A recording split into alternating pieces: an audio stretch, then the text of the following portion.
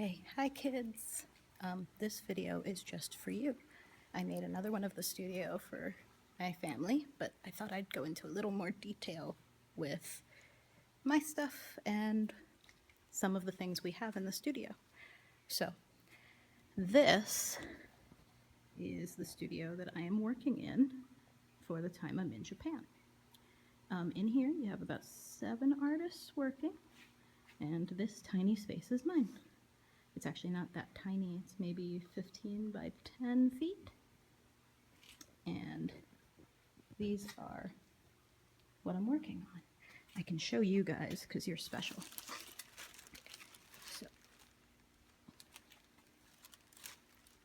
this is my new piece. It has some flowers, it has hands.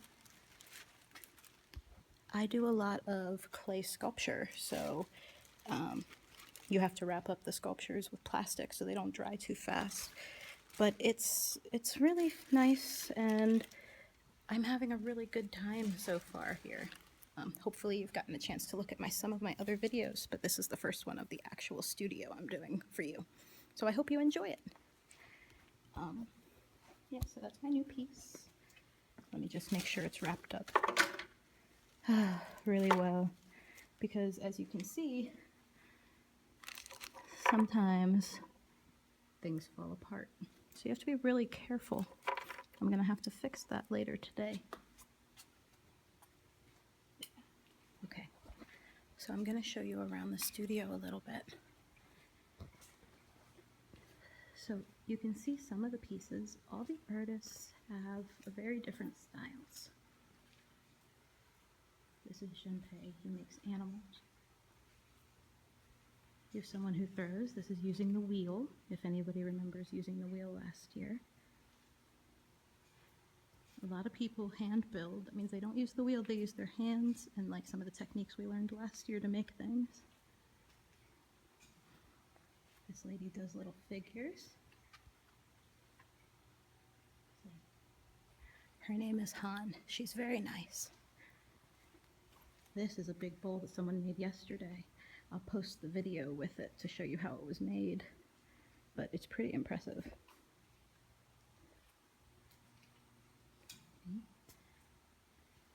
So these are some of the artists in the studio. So we all work together, which is really nice because we all have different work, but we can use each other's work to inspire each other. Like I've already talked to other people about how they make things. And it's really a way for us to learn more techniques, but also to get to know each other and use our different cultures to influence our art. Here's our pet fish. I don't know his name, so I just call him Fish. I hope he's okay with that. Here is our wooden plaques. This is what most work goes on. And the slab roller. Now, in class, we use rolling pins and throwing the slabs. This one is automatic. So it moves and you don't have to do anything. You don't have to roll. It's pretty easy. I'm going to use that today. Here's some more artists' work. People make some very big things. Like this thing is huge. If I get permission, I'll ask if I can show you more of their work. Some artists don't want their work to be on video, so I only want to show you a tiny bit. So we're going down the hallway. So everywhere in the park, you just see artwork. They're all made of clay and they're all done by artists who worked here, like me. So I might have a piece in here eventually. This is the glaze room. I haven't been in here much because I haven't started any glazes, but I plan to. So these are where all the raw materials for glazes are, and you can make your own glaze or use some of the bottle glazes they have. Also seems to be a fume hood in here. That's so the vapors, you don't breathe them in. They also have sieves for you to sieve glazes. That means to make them really smooth, and they have, oh, you can't really see in here. It's a little dark. Let's see. I turned on the fan, and that turned on the light. These are ball mills. They're used to make certain glazes. You use these little balls, porcelain balls here, to mix the glaze up, and then you get really smooth, nice glazes.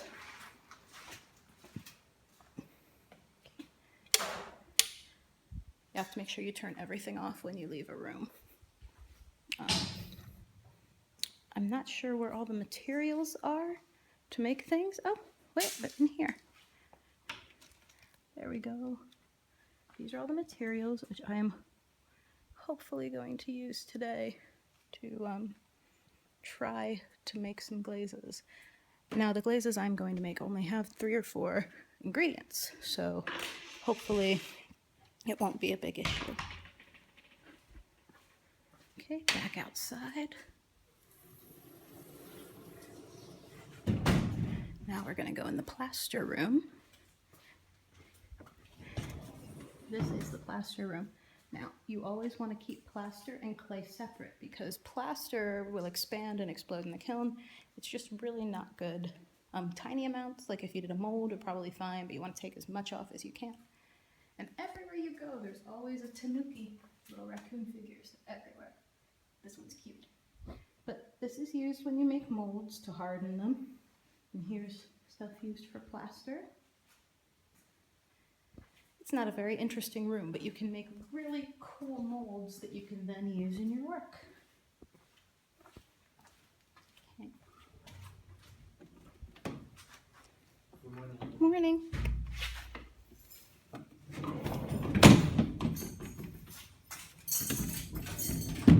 They're opening up the tool room.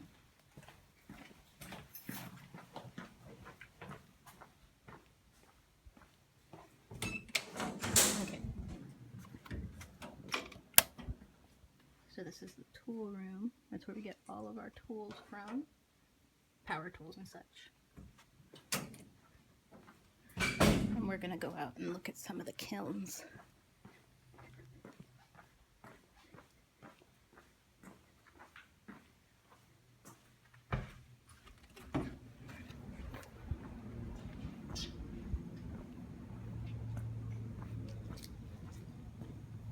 It's a really pretty place, and you have to walk a lot to get to where you need to go, but it's totally worth it, and it's a lot of fun. Okay, so here is one of the kiln rooms. Now, the wood kilns, or the anagama kilns, which I think I talked about last year, are actually in a completely different spot outside near the woods. So when there's a firing, I'll show you that. But these are just the gas kilns and the electric kilns. Now, the gas kilns, they use gas and fire to make the clay hard so you can like eat out of it and things. You can glaze, and then it gets put in the kiln, and then you get a finished piece. And then you have the electric kilns. They can do the same thing, but they're lower temperature. So if you want something really, really hard to make really, really hard, you use the gas kilns. And if you want something really brightly colored, a lot of the time you'll use the electric kiln. So that's an electric kiln. This is a gas kiln. I think this is actually an electric kiln. And then another gas kiln back there. I'm not sure. I haven't actually used many of the kilns yet, so we will see when I get the chance. There's a lot of work left in here. They have a big symposium coming up, like a really big art show that I'm going to get to talk at. But they make a lot of noise because of the gas and the fire, but they're really harmless and fun to use. There's a bunch of them. I want to show you the big one. This one can basically fit a small car. So this rolls on these tracks into here. It's a giant brick oven, giant door, so you can roll really big pieces in and you can fire them all at once. So yeah, I hope you've enjoyed the tour. That's really the studio.